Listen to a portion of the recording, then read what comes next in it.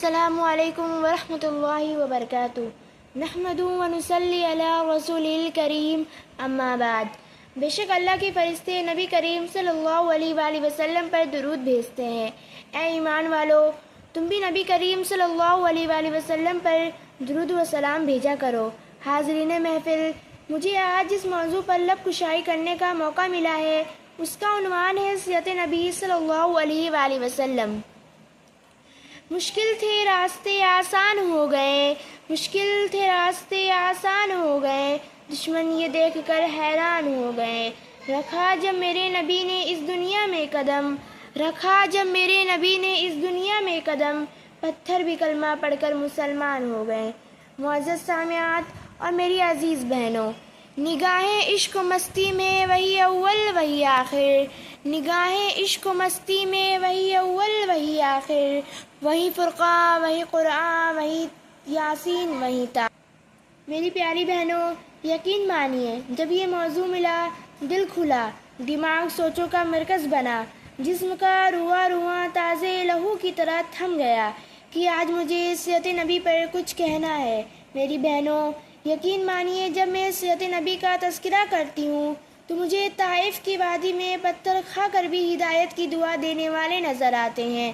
جب میں سیرت نبی کے موضوع پر بات کرتی ہوں تو مجھے مکہ میں عام معافی کا اعلان کرنے والے خیر البشر یاد آتے ہیں۔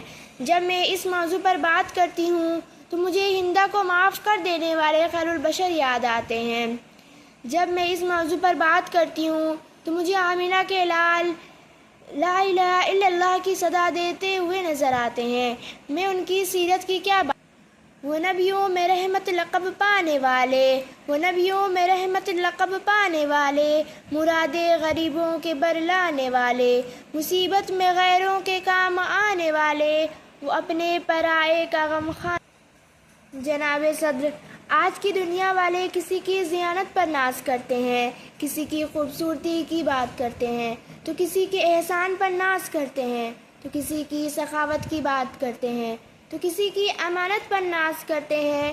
تو میں اس نبی پر کیوں ناز نہ کروں جس میں یہ ساری خصوصیات پائی جاتی ہیں۔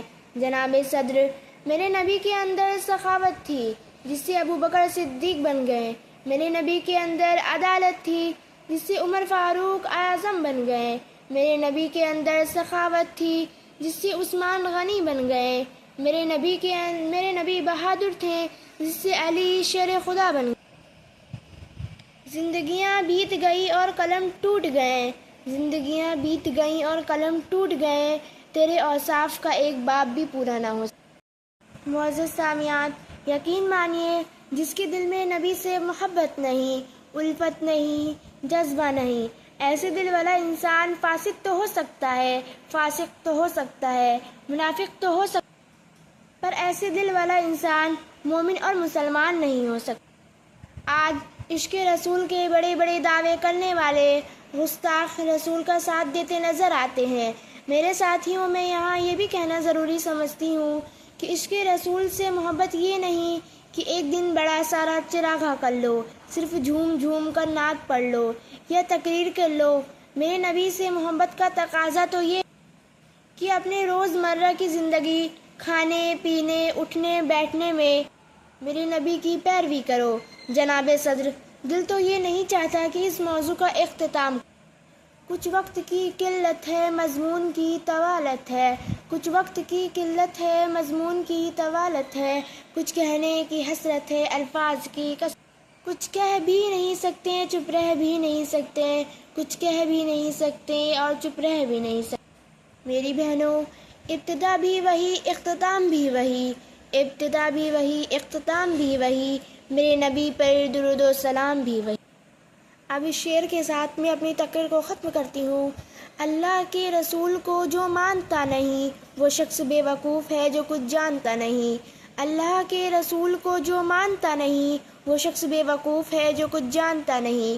حشر کیا ہوگا اس کا روز محشر کا، حشر کیا ہوگا اس کا روز محشر کا، جب اللہ کے رسول کہیں گے میں اسے پہچانتا نہیں۔ وما علینا الا البلاغ۔